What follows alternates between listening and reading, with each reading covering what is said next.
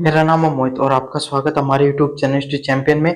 तो जैसा कि आप जानते हो, आपका जो पेपर होने वाला है road safety and life support system का, कौन सा पेपर होगा? Road safety and life support system का जो पेपर होगा, उससे संबंधित आपके सामने जितने महत्वपूर्ण प्रश्न होने वाले हैं सारे के सारे आपको करवाने वाला हूँ। एमसीक्यू टाइप पूरी पूरी मास्टर क्लास होगी। साथ के साथ आपको पता, हमारी क्लास की खास बात ये होती है कि हम सिर्फ क्लास नहीं कराते, उसके साथ थ्योरी भी पढ़ाते हैं। वो ज्यादा इंपॉर्टेंट है। एमसीक्यू तो एबीसीडी आएगा, ये तो कोई बता देता, लेकिन थ्योरी पढ़ाऊंगा वो सबसे ज्यादा इंपॉर्टेंट है। अच्छे से पढ़ लेना। डिस्क्रिप्शन में लिंक दे रखा, वहां से जाकर पीडीएफ डाउनलोड कर सकते हो, आपको पीडीएफ देखने को मिल जाएगी। साथ साथ चैनल को जोर से सब्सक्राइब कर दो भाई। मात्र 100 सब्सक्राइबर बचे हैं 38,000 सब्सक्राइबर होने में। कितने सब्सक्राइबर बचे हैं भाई? 100 सब्सक्राइबर बाकी हैं 38,000 सब्सक्राइबर होने में। मुझे उम्मीद आप सभी बच्चे सपोर्ट करोगे और 38,000 सब्सक्राइबर वो पूरे करवाओगे भाई मेरे। चलिए शुरू करते हैं पहले प्रश्न से आपके सामने। Which of the following is an example of the secondary survey during the first add? प्राथमिक उपचार के दौरान सेकेंडरी सर्वे का उदाहरण कौन सा है? तो सेकेंडरी सर्वे क्या होता है आपके सामने? किसके दौरान? फर्स्ट एड के दौरान। तो checking for head to toe injury after the life threatening condition are manage. जानलेवा स्थिति नियंत्रण होने के बाद में पैर से लेकर सिर तक चोटों की जांच करना कहलाता है। क्या आपके सामने जांच के बिना घायल को हटाना कहलाता है? दुर्घटना की फोटो लेना कहलाता है? या दिखाई गए चोटों को अनदेखी करना कहलाता है? क्या कहलाता है आपके सामने? सेकंड सर्वे किस चीज को कहते हैं? जानलेवा स्थिति नियंत्रण होने के बाद सिर से लेकर पैर तक चोटों की जांच करना होता है। देखो मैं बताऊं सेकंड सर्वे क्या होता है। सबसे पहले कोई भी इंसान है ना, अगर उसका एक्सीडेंट हो गया तो उसको सबसे पहले भाई हॉस्पिटल में लेकर गए, है ना। फिर उसका क्या हो गया? सबसे पहले उसके जो सबसे खतरनाक जगह पर चोट लगी थी, मान ली उसके सर पे चोट लगी थी, उससे खून बह रहा था, तो सबसे पहले डॉक्टर क्या करेगा? उसके सर का जो चोट है ना, उसको ठीक करेगा एकदम, है ना। सबसे पहले इमरजेंसी वार्ड में ले जाते, उसके सर का खून रोकने काम करेगा, टाके वाके लगाएगा उसका। समझ में आ गया? फिर क्या करेगा? जब उसका सर का मामला एकदम सही हो जाएगा, सर वाली चोट वो एकदम ठीक तो क्या जाएगा, मतलब वो खून वगैरह रुक जाएगा, वो गंभीर स्थिति नहीं होगी जिससे उसकी जान चली जाए, इस प्रकार की कोई चोट नहीं होगी। फिर क्या करेगा? सर से लेकर पैर तक चेक करेगा कि और कहां पर चोट लगी है जिसकी मरम्मत करनी है। जैसे उसके हाथ है वो भी छिल गए हैं, ठीक है, और आपके सामने जो पैर है उस पर भी चोट लगी हुई है, तो आपके सामने डॉक्टर क्या वहां पर भी मरहम पट्टी करेगा। ऐसे नहीं कि सिर की चोट देखी और उसकी इलाज करके चला गया, बाकी जगह पर उसका टांग टूटा हुआ था उसको ध्यान नहीं दिया। ऐसा नहीं करना आपके सामने। और जगह भी जो जांच की जाती है उसी को क्या कहा जाता है? सेकंड सर्वे के नाम से जाना जाता है। चलिए अगले वाला प्रश्न है, विच निम्नलिखित में से किस स्थिति में तुरंत आपातकालीन चिकित्सा सेवा बुला लेनी चाहिए? तो इन किसमें बुला? Which condition require the immediate activation of emergency medical services? तो कौन सी स्थिति में तुरंत चिकित्सा सेवा बुला लेनी चाहिए? सबसे पहले सड़क दुर्घटना के दौरान बेहोश घायल को दिखाने पर, हल्की कागज से कटने की चोट पर, हल्का सिरदर्द, हल्की चोट। तो हल्का नहीं होना चाहिए कुछ भी। आपको पता भाई, हल्की चोट पर आप क्यों बुलाओगे? हल्की चोट पर हल्का सिरदर्द घर पे टैबलेट ले लेगा, नॉर्मल डॉक्टर से ले लेगा। अगर सड़क दुर्घटना के दौरान अगर कोई व्यक्ति है वो बेहोश हो गया है, बेहोश घायल हो गया, तो समझ लो उसकी कंडीशन सीरियस है भाई, उसको दिखाने की जरूरत होती है। तो unconscious victim after a road accident, इसका सही उदाहरण क्या होगा? ऑप्शन नंबर ए है वो बिल्कुल सही ऑप्शन है, वो होने वाला है। चलिए अगले वाले प्रश्न की बात करें। When approaching an accident scene at night the rescuer should first, या रात्रि में दुर्घटना स्थल पे पहुंचने पर सबसे पहले आपको क्या करना चाहिए? Make the scene visible, hazard light and और वार्निंग साइन। हैजार्ड लाइट या चेतावनी संकेत लगाकर स्थान को सुरक्षित व दिखाई देने योग्य बनाना। मैंने जब पहले वाली क्लास बनाई थी, अभी तक नहीं देखे ना, नहीं देखे ना पहले वाली क्लास, तो इस क्लास को देखने के बाद में रोड एंड सेफ्टी जो आपके सामने नाम है पेपर का, वो लगा के भाई यूनिवर्सिटी चैंपियन यूट्यूब चैनल पे सर्च कर लेना। एक क्लास और डाल के वो भी पढ़ लेना। उसमें मैंने पहले बताया कि आपको सबसे पहले क्या करना पड़ता है, जो आपके सामने एक्सीडेंट है ना, एक्सीडेंट सीन है, उसको सेफ करना है, उसको सेफ्टी करनी है। मतलब क्या करना भाई, अगर कोई सड़क पे एक्सीडेंट हो गया ना, तो वहां पर आपके सामने क्या है, एक जो हैजार्डियस लाइट चालू कर दो, है ना, या फिर चेतावनी संकेत लगा दो कि यहाँ पर क्या हो गया है, एक्सीडेंट हो गया। क्यों? अगर आप ऐसा करोगे ना, तो ऐसा नहीं करोगे तो क्या होगा, क्या पता पीछे से आकर उस व्यक्ति को कुचल कर चला जाए, है ना, या फिर से और ज्यादा बड़ा एक्सीडेंट हो जाए। तो इस प्रकार सबसे पहले आपको यही करना होता है कि हैजार्डस लाइट चालू करो और या चेतावनी संकेत लगाकर स्थान को सुरक्षित व दिखाई देने योग्य बना देना चाहिए, ताकि पीछे से आगे आने वाली गाड़ियों को पता चल जाए कि यहाँ पर एक्सीडेंट हुआ हो रखा है। ठीक है, तो ऑप्शन नंबर ए है वो बिल्कुल करेक्ट है। चलिए अगले वाले प्रश्न की बात करें, निम्नलिखित में से किस प्रकार का रक्तस्राव सबसे अधिक खतरनाक माना जाता है? कौन सा सबसे ज्यादा खतरनाक माना जाता है? धमनी का आर्टरीज का रक्तस्राव, कोशिकाओं केशिका का रक्तस्राव, हल्का त्वचा का रक्तस्राव और नाक से पसीना। सबसे क्या होगा? धमनी, जो आर्टरी होती है ना उसका जो रक्तस्राव होता है, तो आर्टरी क्या होती है? हमारी ब्लड ना, उससे जो प्योरीफाई ब्लड होता है, वेन है वो आपके सामने हमारा अनप्योर खून को लेकर जाते हैं, मतलब बॉडी से हार्ट की तरफ, और हार्ट से आपके सामने पूरे शरीर के अंदर खून आर्टरीज लेकर जाती हैं, जो साफ खून होता है हार्ट के द्वारा पंप किया हुआ खून होता है उसको भेजते हैं। तो अगर उस पे कट लग गया ना तो इससे क्या होगा? आपके सामने जो खून है वो बहुत बहुत तेजी से लगातार बहता रहता है, तो उसको रोकना सबसे ज्यादा जरूरी होता है। तो आर्टरी से जो रक्तस्राव होता है उसको हर हाल में रोकना आपकी जिम्मेदारी होती है भाई इसके दौरान। चलिए अगले वाला है, the main purpose of wearing the disposable gloves while giving the first aid is to. प्राथमिक उपचार के दौरान डिस्पोजेबल ग्लव्स दस्ताने पहनने का मुख्य उद्देश्य क्या होता है भाई? आपको ग्लव्स पहनने क्यों जरूरी होते हैं? संक्रमण के फैलाव को रोकने के लिए, केवल पकड़ मजबूत करने के लिए, दर्द कम करने के लिए, तुरंत संक्रमण रोकने के लिए। संक्रमण का फैलाव रोकने के लिए, मतलब अगर क्या हो रहा है आपके सामने, हो सकता है प्राथमिक उपचार दे रहे, फर्स्ट एड दे रहे, तो दस्ताने इसीलिए पहनने जरूरी है, हो सकता है आपके हाथों में कुछ ऐसे कीटाणु हो, है ना? जब इंसान के भाई चोट लगती है, कहीं पर चोट लग गई ऐसे, मतलब मांस वगैरह बाहर आ जाता है, तो अगर आप उस पे अपना सीधा हाथ लगा दोगे तो आपके हाथों पे कुछ ऐसे वायरस हो जो उसके शरीर में चले जाए, जिससे और ज्यादा गंभीर बीमारी हो जाए या इन्फेक्शन हो जाए उसको, है ना? हो सकता है ना, ऐसे चांसेस होते हैं ना, तो इसीलिए हमेशा डिस्पोजेबल ग्लास है वो पहनना जरूरी होता है। उनको भी आप डिसैनिटाइज कीजिए, सैनिटाइज कीजिए उनको भी, और फिर आपके सामने सामने वाले व्यक्ति उसका इलाज कीजिए। तो ऑप्शन नंबर ए है, इन्फेक्शन आगे नहीं बढ़े, जो इन्फेक्शन को रोका जा सके, इसीलिए आपको डिस्पोजेबल ग्लासों को पहनना बहुत ज्यादा जरूरी होता है। चलिए अगले वाले प्रश्न की तरफ बढ़ते हैं, the first adder should obtain help from the near by people when necessary. आवश्यकता होने पर प्राथमिक उपचार देने वाला व्यक्ति को आसपास के लोगों से सहायता लेनी चाहिए। बिल्कुल सही बात है। क्या हो गया? अगर जरूरत पड़ रही है तो क्या होना चाहिए? जो प्राथमिक उपचार देने वाला व्यक्ति है, कौन है? प्राथमिक उपचार देने वाला व्यक्ति, उसको आसपास के लोगों से सहायता लेने की जरूरत होती है। बड़ी दुर्घटना में बचावकर्ता को हमेशा ही अकेला काम करना चाहिए। नहीं नहीं नहीं, ये ऑप्शन बिल्कुल गलत है। बड़ी दुर्घटना हो रखी है, अकेले कैसे संभाल लोगे? नहीं संभाल सकते, और ज्यादा लोगों की हमेशा जरूरत पड़ती है। तो ऑप्शन नंबर, स्टेटमेंट फर्स्ट सही है, और ऑप्शन नंबर बी है वो एकदम करेक्ट है। ठीक है, हमेशा आवश्यकता पड़ने पर प्राथमिक उपचार के दौरान देने वाले व्यक्ति, उसको आसपास के लोगों की हमेशा मदद है वो लेनी चाहिए, ज्यादा से ज्यादा लोगों की। अगले वाला प्रश्न है, एक casualty with the short trauma should be monitor continuously until the medical help arrives. गंभीर ट्रॉमा वाले घायल को चिकित्सा सहायता आने तक लगातार निगरानी करनी चाहिए। बिल्कुल सही बात है।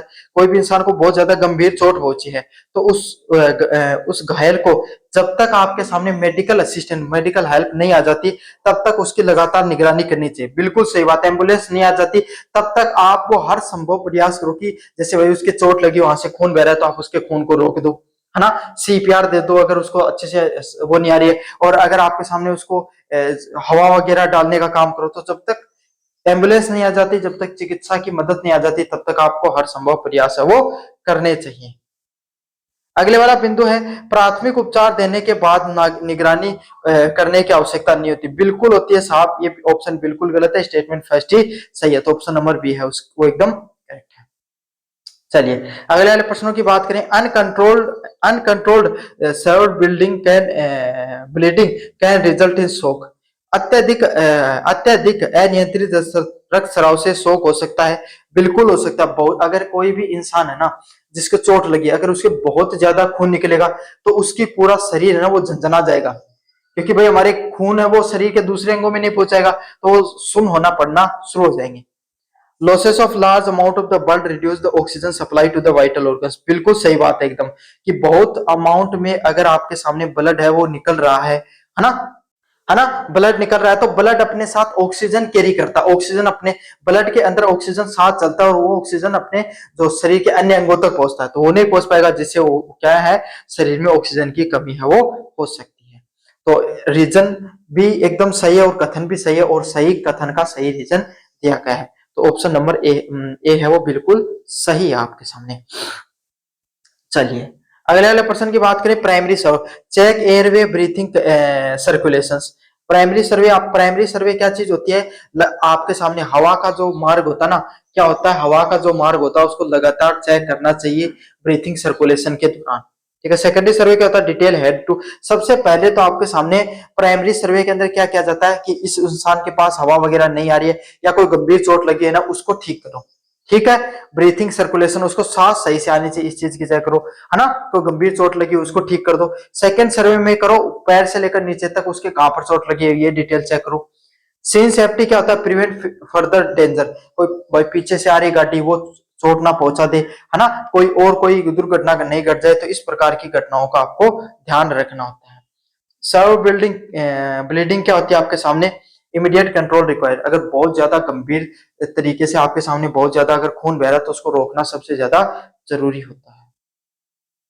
चलिए, भारी वर्षा के दौरान एक बस ड्राइवर से टकरा जाती है, डिवाइडर से टकरा जाती है। एक प्रशिक्षित स्वयंसेवक इंजन का रिसाव देखता है, लोगों को वहां से दूर कर रखता है, सड़क पर चेतावनी त्रिकोण बनाता, आपातकाल सेवा को बुलाता और क्षेत्र को सुरक्षित होने की सहायता करता है। अच्छा, उसने आपके सामने इंजन से अलग क्यों किया, क्योंकि आपको पता भाई आपके सामने अगर उस हो सकता है उस बस के अंदर, भाई बस होती है उसके अंदर या कोई वाहन होता है, जब उसका एक्सीडेंट हो जाता है उसमें आग लगने के चांसेस रहते हैं। क्यों, क्योंकि उसके अंदर ईंधन तो अभी भी रहता है, पेट्रोल या डीजल है वो तो उसके अंदर अभी भी रहता है ना। तो इसके वजह से उसको जो आपके सामने क्या है, आग लगने के चांसेस रहते हैं। तो तुरंत लोगों को उस बस से बाहर निकालो, उस गाड़ी से बाहर निकालो और लोगों को क्या करो, जो वहां पर एक्सीडेंट हो गया वहां पर त्रिकोण का साइन बना दो कि भाई यहाँ पर एक्सीडेंट हुआ है, पीछे से आगे आने वाली गाड़ियों को भी पता चल जाए, और अगर किसी के चोट पहुंचे तो उसको फर्स्ट एड दो, और अगर कोई गंभीर घायल है तो उसके लिए एम्बुलेंस को बुला दो। समझ में आ गया। चलिए, ये कौन से सिद्धांत को दिखाती है भाई आपके सामने, ये सिद्धांत को दिखाती है घायल की सहायता से पहले बचाव करता और दुर्घटना की सुरक्षा, rescuer safety before patient care, मतलब अगर कोई पेशेंट होता ना उसकी बचाने से पहले दुर्घटना स्थल को सेफ करना जरूरी होता है। क्यों, क्योंकि फिर से दुर्घटना नहीं घटे। अगर एक चोट लगा हुआ व्यक्ति है उसकी तो फिर भी बच जाएगा, लेकिन अगर फिर से कोई एक्सीडेंट हो गया तो उसको फिर से चोट लग जाएगी, फिर उसकी जान जाने की ज्यादा चांसेस हो सकते हैं और ज्यादा लोगों की जान जाने के चांसेस रहते हैं। तो यह हमेशा आपको याद रखना है, बार बार बता रहा हूं कि कोई भी व्यक्ति का एक्सीडेंट सीन है ना उसको पहले सेव करना आपको जरूरी होता है। अगला प्रश्न, निम्नलिखित में से कौन सा लक्षण स्ट्रेन की अपेक्षा स्प्रेन से अधिक संभवित है। स्ट्रेन की उपेक्षा स्प्रेन, जो मैंने आपको स्ट्रेन बताया था ना, स्ट्रेन कहां पर होता है, मांसपेशियों में खिंचाव, पहले वाले वीडियो में बताया, जाकर देख लेना, पीडीएफ डिस्क्रिप्शन में दे रखा, वहां से लाकर डाउनलोड कर लेना। ठीक है। स्ट्रेन क्या होता है आपके सामने, स्ट्रेन आपका मांसपेशियों में तनाव होता है, समझ में आ गया। और स्प्रेन आपका हमेशा क्या होता है, जोड़ों में होता है। तो स्ट्रेन है वो क्या होगा, जोड़ों के आसपास जो सूजन है वो स्प्रेन में देखने को मिलता है। अरे स्प्रेन मोच जो है और स्ट्रेन हुआ खिंचाव, तो मोच कठिया आदमी का जोड़ा में होगी, और जब भी इंसान को मोच लगेगी, थारा भी कभी जिंदगी में लगेगी होगी, सूजन हो ना इंसान के बस, तो जोड़ों के आसपास सूजन देखने को मिलता है। और ये याद रख लेना हमेशा, लिगामेंट के आसपास, जोड़ों के आसपास ये लगती है। अगले वाला है, चिकित्सीय सहायता आने तक घायल अंग को सहारा देने के लिए सबसे उचित तरीका क्या है। मतलब कोई भी इंसान भाई उसकी अंगुली है ना वो टूटकर साइड में गिर, आपके सामने क्या एकदम टेढ़ी हो गई कटकर, तो आपको क्या करना चाहिए, अंग को स्थिर रखे तथा अनावश्यक हिलाने से बचें। क्या करना चाहिए आपको, जो उसका जो अंग कट गया ना उस कटे हुए अंग को या फिर टूटे हुए अंग को क्या करना, आपको एकदम स्थिर रखना उसको। ठीक है। और इसको बिल्कुल भी हिलाना डुलाना नहीं, एकदम आपको स्थिर रखना है, सबसे पहला आपका यही काम है। समझ में आ गया आपको अच्छे से। अंग को स्थिर रखना है और बेफालतू में उसको हिलाना बिल्कुल भी नहीं है।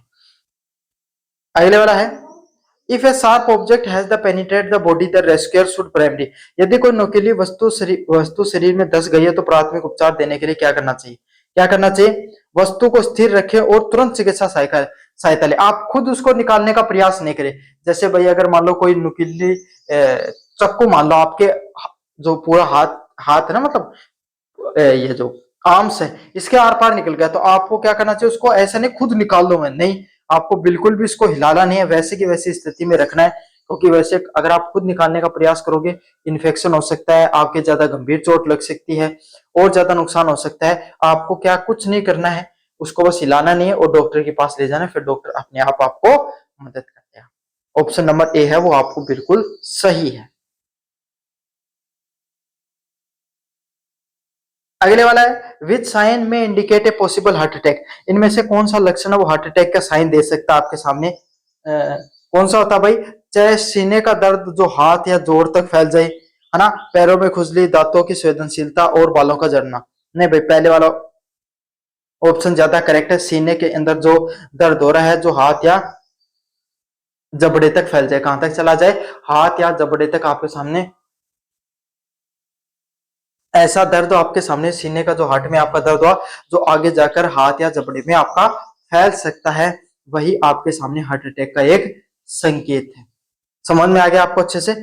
चलिए, आपको पता है ना, हार्ट अटैक वाले व्यक्ति को सबसे पहले सीने में दर्द होता है, फिर धीरे धीरे वही दर्द आपके सामने आगे जाकर फैल जाता है। अगले वाले पर्सन की बात करें, which is the primary purpose of N automated external defibrillator. AED का मुख्य उद्देश्य क्या होता है? एईडी का मुख्य लक्ष्य क्या होता है? Deliver an electric shock to restore the normal heart rhythm. हृदय का सामान्य धड़कन को बहाल करने का विद्युत झटका देना। ये याद कर लेना, full form automated external defibrillator, AED. ये किस चीज में काम आती है भाई आपके सामने?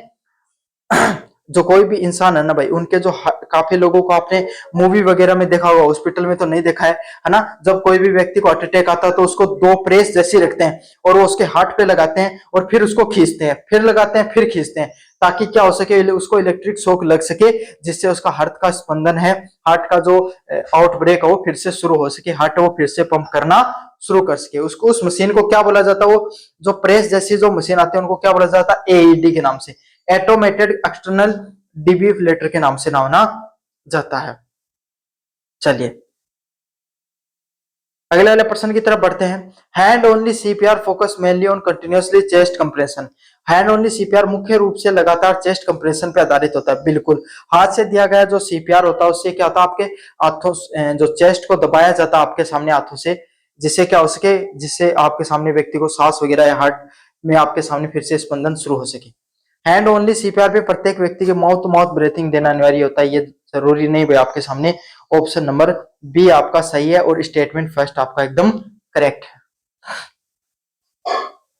चलिए, एन एईडी प्रोवाइड वॉइस और visual instructor to the rescuer. AED बचावकर्ता को आवाज या दृश्य निर्देश प्रदान करता है। बिल्कुल, आपके सामने वो एक मशीन लगी रहती है ना, जिसके अंदर ऐसा ऐसे साइन आते रहते हैं, ऐसे वाले, है ना, तो वही, और आवाज भी उसके अंदर आती रहती है। एईडी को केवल हृदय विशेषज्ञ ही कर सकते हैं। तो आपके सामने भाई ऐसा तो इसमें बिल्कुल जरूरी नहीं होता कि आप हृदय विशेषज्ञ कर सकते हैं। क्यों? क्योंकि उसके अंदर क्या, लगातार आपके सामने टू टू टू की और वो दिखाता रहता है, हार्ट का स्पंदन वो है, वो लगातार दिखाता रहता है कि हार्ट की रेट है वो कितनी आ रही है। कोई भी कर सकता है, बस उसको थोड़ा बहुत नॉलेज होना चाहिए उसका। एईडी में बचावकर्ता को आवाज भी आती रहती है और दृश्य भी दिखाई देते रहते हैं। तो ऑप्शन स्टेटमेंट फर्स्ट है वो बिल्कुल करेक्ट है। अगला वाला प्रश्न है, rapid recognisation of cardiac arrest is essential. Cardiac arrest की अत्यधिक की पहचान अत्यंत आवश्यक है। बिल्कुल, कार्डिक अरेस्ट अगर कोई व्यक्ति को आ रहा है ना, तो उसको पहचानना बहुत ज्यादा जरूरी होता है। समय पर सीपीआर व डिफिब्रिलेशन देने से जीवित बचने की संभावना काफी बार बच जाती है। तो देखो, कोई इंसान को कार्डिक अरेस्ट आ गया, कार्डिक अरेस्ट भी हार्ट अटैक जैसा ही होता है, उसी को बोला जाता है। अगर कोई इंसान को हार्ट अटैक आ गया और उसको समय पर आपने हॉस्पिटल में पहुंचा दिया, तो उसकी क्या हो सकता है भाई? हार्ट का स्पंदन चालू किया जा सकता है ना, सीपीआर वगैरह दी जा सकती है हाथों से, तो इस इंसान के बचने के बहुत अधिक चांसेस रहते हैं। तो कथन भी एकदम सही है और कारण भी एकदम सही है, और सही कथन के लिए सही कारण है वो दिया गया है। Both A and R are true and R is the correct explanation of A. Option number A है वो बिल्कुल सही है। चलिए, अगले वाले प्रश्न की बात करें। स्प्राइन, स्प्राइन क्या होता है भाई आपके सामने? स्प्राइन मैंने बताया था, मोच, मोच किसकी में होती है? जो लिगामेंट होती है उसकी इंजरी लगती है। पेनिट्रेशन इंजरी, कौन सी इंजरी भाई? पेनिट्रेशन जो इंजरी होती है वो क्या क्या पर लगती है? इनेबल्ड ऑब्जेक्ट के अंदर लगती है। समझ में आ गया? मतलब पेनिट्रेशन इंजरी हो गई, जैसे कोई आर पार चीज चली गई, है ना, तो एईडी क्या होता है? Restore heart rhythm. जो आपका हृदय, उसका आपका जो रिदम है उसका स्पंदन चालू करने के लिए एईडी का प्रयोग किया जाता है। हैंड ओनली सीपीआर किसके लिए होता है? कंटिन्यूअसली चेस्ट कंप्रेशन के, मतलब लगातार आप कोई भी व्यक्ति उसकी चेस्ट को दबाते रहो, उसके लिए हैंड ओनली सीपीआर का प्रयोग है वो किया जाता है। चलिए, 58 वर्ष का एक व्यक्ति पार्क में अचानक गिर जाता है, वो बेहोश हो जाता है और उसकी सांसें सामान्य नहीं है। एक व्यक्ति 108 पर कॉल करता है लगातार, दूसरा चेस्ट कंप्रेशन शुरू कर देता है, तीसरा पास में उपलब्ध एडी लगाकर उसके निर्देशों का पालन करता है आपके सामने, है ना। तो यही है कि एक व्यक्ति है भाई, वो गिर गया है ना, उसकी बेहोश हुआ, उसकी सांस से सामान्य नहीं चल रही है, तो वो व्यक्ति क्या करेगा, 108 पर कॉल करेगा, लगातार उसके चेस्ट को दबाने का काम कर रहा है और एक एडी लाकर उसके निर्देशों का पालन कर रहा है। तो ये किस चीज का उदाहरण है भाई आपके सामने, ये किस चीज का उदाहरण है, ये उदाहरण है समय पर पहचान करना, समय पर आपके सामने सीपीआर और समय पर डी फाइब्रिलेशन करना। समझ में आ गया। तो समय पर हर चीज की पहचान करना, समय पर सीपीआर देना और समय पर डी फाइब्रिलेशन है वो करना। तो ऑप्शन नंबर ए है वो बिल्कुल करेक्ट होने वाला है। चलिए अगले वाले प्रश्न की तरफ अपन आगे बढ़े। अगले वाले प्रश्न के आगे तरफ बढ़े। स्टूपर, स्टूपर का सबसे उपयुक्त उदाहरण कौन सा होता है। स्टूपर किस चीज में काम होता है। A state of reduce consciousness with a response only to the strong stimuli, चेतना की कमी होना, ऐसी अवस्था जिसमें केवल तीव्र उत्तेजना पर प्रतिक्रिया होती है। तो स्टूपर, स्टूपर क्या होता है आपके सामने, कोई आदमी बहुत ही गहरी बेहोशी के अंदर चला जाए, कोई भी आदमी बहुत ज्यादा गहरी बेहोशी के अंदर चला जाए और तभी वो आपको, आप उसको बहुत जोर से झकझोर रहे हो एकदम, तब वो बोलकर बता रहा है, वरना आपको वो एकदम चुप है, वो बिल्कुल कुछ नहीं बोल पा रहा है, वो अपनी संवेदनाओं में नहीं है ना। तो उसको क्या बोला जाता है, स्टूपर के नाम से जाना जाता है। तो चेतना की कमी है उसके पास, कॉन्शियसनेस की कमी है और केवल तीव्र उत्तेजना पर ही प्रतिक्रिया देता है। तीव्र उसके क्या तो बहुत ज्यादा तेज दर्द हो रहा है, कुछ ऐसा उसके शरीर में झंझनाहट महसूस होती है, तभी वो बोल रहा है, वरना वो आपके सामने नहीं अपना जो प्रतिक्रिया दे पा रहा है। उसको ए ऑप्शन है वो बिल्कुल सही है। हार्ट स्ट्रोक होने पर सबसे महत्वपूर्ण पर्यावरणीय कारण कौन सा हो सकता है। हीट स्ट्रोक, हार्ट स्ट्रोक ने भाई हीट स्ट्रोक। तो हीट स्ट्रोक क्या होती है भाई आपके सामने, गर्मियों का मौसम होता है, बहुत तेज लू चल रही है और आप बाइक पर चले गए, है ना, और आपको अचानक से चक्कर वगैरह आने लगे, पानी की कमी महसूस होने लग गई, तो समझ लो कि आप हीट स्ट्रोक का आपके सामने शिकार हो चुके हो, है ना, जिसको लू लगना बोलते हैं ना कि भाई लू लागी का तो बाहर। अत्यधिक तापमान में लंबे समय तक धूप में रहना क्या होता है, high temperature with the prolong sun exposure, sun exposure, बहुत लंबे समय तक आप कोई भी सूरज की किरणों में बहुत तेज गर्मी में रह जाते हो, तब आपके सामने क्या रहता है, आपका जो हीट स्ट्रोक है वो आपके सामने होने के चांसेस बढ़ जाते हैं, है ना। तो गर्मियों के मौसम में आपको बचना चाहिए वह सीधी की धूप की किरणों में आने से, ताकि आपको भी हीट स्ट्रोक ना हो सके। अगला वाला प्रश्न है, विच action is the most appropriate while waiting for the medical help is suspected heat stroke, heat stroke की आशंका होने पर चिकित्सा सहायता आने आने तक क्या करना चाहिए। मतलब जब तक आपको लग रहा है कि हीट स्ट्रोक हो गया है, तो जब तक चिकित्सा सहायता नहीं आ जाती है, तब तक आपको क्या करना चाहिए भाई, व्यक्ति को ठंडी जगह पर ले जाकर उसका शरीर ठंडा करना शुरू कर दो। बिल्कुल भाई, जब तक एम्बुलेंस को कॉल की एम्बुलेंस नहीं आ रही है, तब क्या करें, उस व्यक्ति को आप कोई एसी है, कूलर है, पंखा है, अगर ये सब चीजें भी नहीं है तो हवा से उस उसके थोड़े कपड़े वगैरह खोल दो, उसको थोड़ा ठंड वगैरह ठंडा करने प्रयास करो। पास अगर कोई पानी है तो उसके गीला कपड़ा उसके चेहरे वगैरह पूछो, हाथों वगैरह को ठंडा करने का प्रयास करो, है ना, ठंडे पानी उसके चेहरे वगैरह पर मारो। तो कोशिश करो कि कैसे भी उसकी बॉडी का टेम्परेचर है वो सामान्य हो सके, उसका शरीर है वो थोड़ा ठंडा पड़ना शुरू हो। समझ में आ गया। हीट स्ट्रोक में सबसे पहले आपको यही करना होता है, उस व्यक्ति का जो शरीर है उसको ठंडा करने का प्रयास करना होता है, ठंडे जगह पर ले जाकर उसको छोड़ देना होता है। ऑप्शन नंबर ए है वो बिल्कुल करेक्ट है। चलिए, निम्नलिखित में से कौन सा पॉइजन का संकेत हो सकता है। रासायनिक पदार्थ के संपर्क में आने से अचानक उल्टी और चेतना में परिवर्तन होना। मतलब आप कोई भी जहरीली चीज के संपर्क में आ गए, तो अचानक से आपको चक्कर वगैरह आने लग गए हैं, अचानक से आपको उल्टी वगैरह आ रही है, आप बेहोशी की अवस्था तक जाने लग गए, तो समझ लो कि आपके शरीर में कहीं ना कहीं जहर ने अपना असर दिखाना शुरू कर दिया है। तो आपको क्या करना है, क्या तो तुरंत उस जगह से हट जाओ, है ना, या फिर आपके सामने अगर आपने खुद ने इसे निगल लिया तो कोशिश करो कि उल्टी कर दो, कैसे भी करके उल्टी कर दोगे तो वो जो पॉइजन है, जहर है, वो आपके शरीर से बाहर निकल जाएगा और आपको उस चीज से मुक्ति मिल जाएगी। ऑप्शन नंबर ए है वो बिल्कुल करेक्ट है। क्या है, ऑप्शन नंबर ए है वो बिल्कुल करेक्ट है। रासायनिक पदार्थ के संपर्क में आने से अचानक उल्टी व चेतना में जो परिवर्तन दिखाई दे रहा है, उससे आपको ऐसे बचना चाहिए। चलिए, अगले वाला प्रश्न है, which habit contribute most to the life style disease. Life style disease के लिए सबसे अधिक जिम्मेदार कौन सी आदत होती है? कोई भी इंसान है, उसकी लाइफ स्टाइल डिजीज के लिए कौन सी जिम्मेदार है भाई? शरीर की निष्क्रियता एवं अस्वस्थ आहार लेना। लाइफ स्टाइल डिजीज मैंने पिछली वीडियो में बताया था, जैसे कोई इंसान को डायबिटीज हो रही है, बीपी हो रखी है, मोटापा हो रखा है, इस प्रकार की बीमारियों से बचने के लिए इंसान को क्या करना चाहिए? इस प्रकार की बीमारियों से बचने के लिए इंसान को अपने खान पान में बदलाव करना चाहिए। क्या करना चाहिए? उसको अपने खान पान में बदलाव करना चाहिए, शारीरिक इनएक्टिविटी, फिजिकल एक्सरसाइज करना चाहिए, घूमना चाहिए, दौड़ना चाहिए, आपके सामने योगा वगैरह करना चाहिए, और खाने पर भी ध्यान देना चाहिए कि भाई बाहर का खाना वो कम से कम बिल्कुल करते हैं। ऑप्शन नंबर ए है वो बिल्कुल सही है। क्या है? ऑप्शन नंबर ए है वो बिल्कुल करेक्ट है भाई। चलिए अगले वाले प्रश्न की तरफ बढ़े।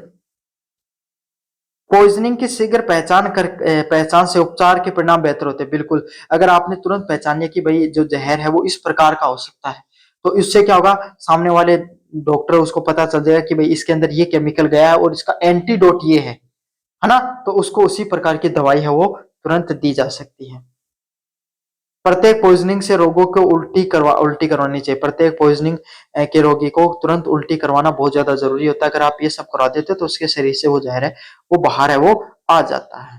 तो इस तुरंत उल्टी करवानी ये भी सही है, और पॉइजनिंग के शीघ्र उपचार से परिणाम भी बेहतर होते हैं। तो दोनों स्टेटमेंट है वो सही है। ऑप्शन नंबर ए है वो बिल्कुल करेक्ट है। क्या है? ऑप्शन नंबर ए है वो बिल्कुल करेक्ट है भाई, अच्छे से कर लेना इसको। चलिए अगले वाला प्रश्न है, life style disease can often be prevented through the healthy habits. कोई भी इंसान की जो लाइफ स्टाइल डिजीज होती हैं, स्वास्थ्य से संबंधित, जो जीवन शैली से संबंधित आपके सामने बहुत सी बीमारियां होती हैं, उसको कैसे आपके सामने रोका जा सकता है? स्वस्थ जीवन शैली को अपनाकर। किसको अपनाकर? स्वस्थ जीवन शैली को अपनाकर आप क्या कर सकते हो? उसको काफी हद तक रोक सकते हो। बिल्कुल फिजिकल एक्सरसाइज कर रहे हो, ये सब चीजें करके आप उनको रोक सकते हो। Life style disease are always caused by infection. Life style disease है ना, वो हमेशा संक्रमण के कारण होती हैं। नहीं, संक्रमण का कोई लेना देना नहीं होता भाई इसमें। आपकी शारीरिक गतिविधियां आप इस प्रकार की करते हो, दौड़ नहीं कर रहे हो, फिजिकल एक्सरसाइज नहीं कर रहे हो, तो आपको भाई होंगी लाइफ स्टाइल डिजीज। तो इनसे बचने का बस यही तरीका होता है कि आप फिजिकल एक्सरसाइज करो, अच्छा खाना वगैरह खाओ, इन सब चीजों से बचो। तो स्टेटमेंट फर्स्ट सही है, स्टेटमेंट सेकंड बिल्कुल गलत है, और यहाँ पर ऑप्शन नंबर बी है वो बिल्कुल सही है आपका। चलिए अगले वाला है, adequate hydration help reduce the risk of heat stroke. पर्याप्त जल सेवन से हीट स्ट्रोक का जोखिम कम होता है। अगर आप अच्छी मात्रा में पानी पीते हो, क्या करते हो, आप अच्छी मात्रा में पानी पीते हो, तो हीट स्ट्रोक के चांसेस कम हो जाते हैं। बिल्कुल, आप पानी क्या करता है, आपके शरीर का तापमान नियंत्रित करता है, आपके शरीर में ज्यादा गर्मी लगेगी नहीं। तो ऑप्शन नंबर ए है वो बिल्कुल सही है और करेक्ट है। Reason, proper hydration help the regulated normal body temperature. बिल्कुल, अगर पर्याप्त मात्रा में पानी पी रहे हो, वो आपके शरीर में क्या करेगा, हाइड्रेशन या आपके तापमान उसको नियंत्रित करने का प्रयास करता है। तो एकदम सही कथन है, उसका सही कारण दिया गया, और कथन का जो कारण है वो भी एकदम सही है। तो इसका ऑप्शन नंबर ए है वो बिल्कुल सही है। अगले वाले प्रश्न की तरफ बढ़ते हैं। Stupor reduce the consciousness. Stupor में क्या हो जाता है, इंसान अपनी चेतना में नहीं रहता है, अचेतन हो जाता है। हीट स्ट्रोक क्या करता है, very high body temperature. Heat stroke में क्या होता है, इंसान का जो शरीर का तापमान है ना वो बहुत ज्यादा बढ़ जाता है। पॉइजनिंग में क्या होता है, टॉक्सिक सब्सटेंस एक्सपोजर। कोई भी इंसान के शरीर में जो जहर चला गया है उसको कैसे भी न कैसे करके बाहर निकाला जाए। लाइफ स्टाइल डिजीज में क्या होता है, डायबिटीज व हाइपरटेंशन जैसी बीमारियां देखने को मिलती हैं। तो सारा ऑप्शन है वो एक दूसरे के इक्विवेलेंट में सही है भाई। चलिए केस स्टडी के पर्सन की बात करें, एक निर्माण श्रमिक दोपहर की तेज धूप में कई घंटों तक काम कर रहा है। कुछ समय बाद में वो भ्रमित हो जाता है, उसके शरीर का तापमान बहुत अधिक हो जाता है और ठीक से प्रतिक्रिया देना बंद कर देता है। उसके सहकर्मी उसको तुरंत छाया में ले जाते हैं, कपड़े ढीले करते हैं, गीले कपड़े से उसका शरीर ठंडा करते हैं और आपातकालीन चिकित्सा सेवा को बताते हैं। तो वही एक भाई श्रमिक कोई काम कर रहा था, उसका शरीर है ना बहुत ज्यादा गर्म मतलब धूप में रहने की वजह से उसका शरीर का जो तापमान है ना वो बहुत ज्यादा बढ़ गया है। तो उसके साथियों ने क्या किया, उसको क्या है एकदम ठंडी जगह ले गए, है ना, पानी वगैरह को उसको पिलाया, पानी वगैरह से उसके जो शरीर में गीले कपड़े से उसको पूछा, है ना, कपड़े वगैरह खोले थोड़े उसके, और थोड़ा हवा देना प्रयास किया, पंखा वगैरह कूलर वगैरह लगाया, है ना, और आपके सामने इमरजेंसी को कॉल किया। तो किस चीज के उदाहरण है, हीट स्ट्रोक की तुरंत पहचान करके शरीर को ठंडा करना आपके सामने इसके सही ऑप्शन है इसका। तो ऑप्शन नंबर ए है वो बिल्कुल करेक्ट होने वाला है। चलिए भाई अगले वाला ऑप्शन है the primary responsible of a good helper at an accident scene is. तो दुर्घटना स्थल पे गुड हेल्पर की प्राथमिक जिम्मेदारी क्या होती है, मतलब आपका दुर्घटना स्थल पर है, उस पे आपके सामने गुड हेल्पर कौन व्यक्ति होता है? सुरक्षा सुनिश्चित करना और समय पर चिकित्सा सहायता की व्यवस्था करना। क्या करना? Ensure the safety and arrange timely medical assistance. सुरक्षा सुनिश्चित करना कोई भी व्यक्ति की, और समय पर उसकी आपके सामने चिकित्सा सहायता करना ही क्या होता है? गुड हेल्पर का काम होता है। गुड हेल्पर कौन होता है भाई? काफी ऐसे व्यक्ति होते हैं जिनको ऐसा पता चलता है कि भाई यहाँ पर एक्सीडेंट हो गया है, तो फोटो और वीडियो बनाने के बजाय उस व्यक्ति की क्या करते हैं? उसके तुरंत पास पहुंचते हैं, उसकी मदद करते हैं। उसी को क्या कहा जाता है? गुड हेल्पर के नाम से जाना जाता है। तो ऑप्शन नंबर ए है वो बिल्कुल करेक्ट है। चलिए अगले वाला है गुड स्मार्टियन लॉ मुख्य रूप से नागरिकों को किस चीज के लिए प्रोत्साहित करता है? सरकार इस प्रकार के कानूनों का निर्माण करे जिससे क्या हो सके, जो व्यक्ति जो दुर्घटना स्थल पे घायल व्यक्ति हैं उनकी मदद करें, वो किसी भी प्रकार की कानूनी पचेड़े में नहीं फंसे। ठीक है, सरकार उनको प्रोत्साहित करने का भी प्रयास करे ताकि ज्यादा से ज्यादा लोग है वो और ज्यादा दुर्घटना स्थल पे मदद के लिए आ सके और लोगों की जान है वो बच सके। कानूनी परेशानियों के डर के बिना सड़क दुर्घटना पीड़ितों की सहायता करना, जो सड़क पे दुर्घटना हुई है उन पीड़ितों की सहायता करना इसका उदाहरण होता है। ऑप्शन नंबर ए है वो बिल्कुल करेक्ट है। कौन सा ऑप्शन? ऑप्शन नंबर ए है वो बिल्कुल करेक्ट ऑप्शन है भाई। चलिए अंगदान से संबंधित कौन सा कथन सही है? एक दाता कई लोगों का जीवन बचाने या बेहतर करने में सहायता।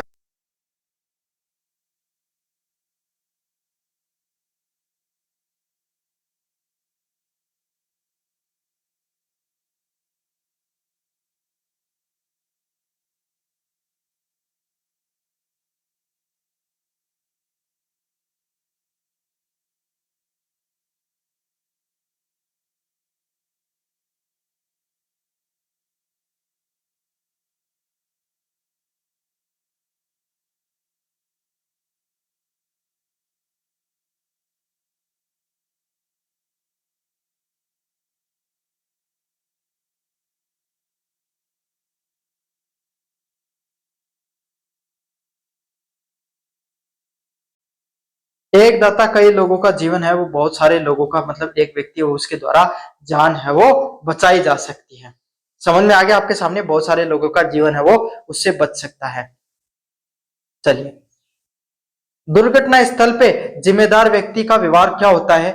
आपातकालीन बचाव दल के साथ सहयोग करना। सहयोग करना क्या करना आपके सामने? इमरजेंसी टाइम में, कौन से टाइम में? इमरजेंसी टाइम में जो आपके सामने जो बचाव दल होता है उसमें उसका सहयोग करना क्या होता है आपके सामने? जिम्मेदार व्यक्ति का, कि वहां पर काफी लोगों का एक्सीडेंट हो गया, तुरंत पहुंचे, किसी को फर्स्ट एड का ज्ञान तो उसने फर्स्ट एड दी, किसी ने घायलों को जो आपके सामने जो कोई एम्बुलेंस वगैरह, किसी ने एम्बुलेंस को कॉल किया, किसी ने अपने जो एक्सीडेंट सीन है उसको सेव किया, सब अपने अपने काम में जुट गए। यही आपके सामने क्या होता है? आपातकालीन बचाव दल का सहयोग करना है। फिर जो लोग आए हैं एम्बुलेंस वाले लोग उनकी भी सहायता करना, यही आपके सामने क्या होता है? एक जिम्मेदार व्यक्ति का एक जिम्मेदार व्यवहार है वो होता है।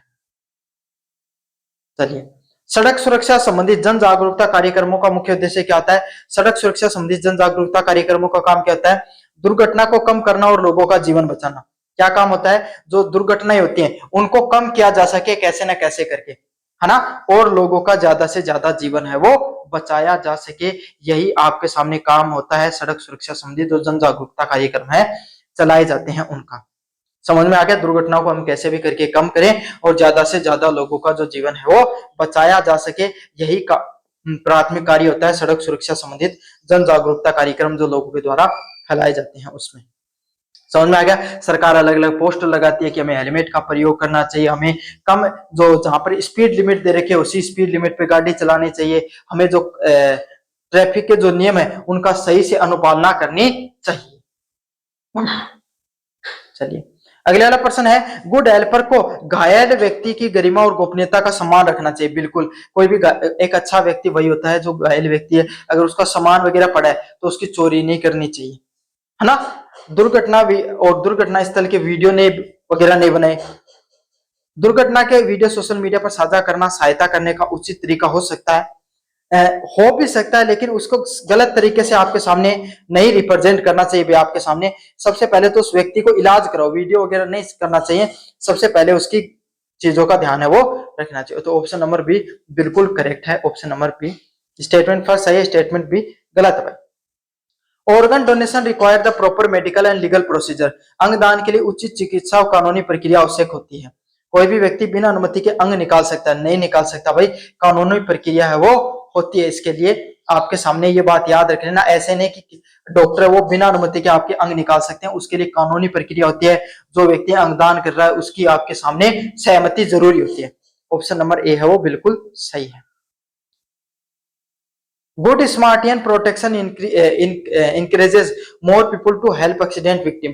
गुड स्मार्टियन संरक्षण अधिक लोगों को दुर्घटना पीड़ितों की सहायता के लिए प्रेरित करते हैं। बिल्कुल आपके सामने अच्छे लोग भाई जो दूसरे लोगों की मदद करते हैं ऐसी परिस्थितियों में, उससे क्या होता है और लोग भी प्रेरित होते हैं। बिल्कुल सही है।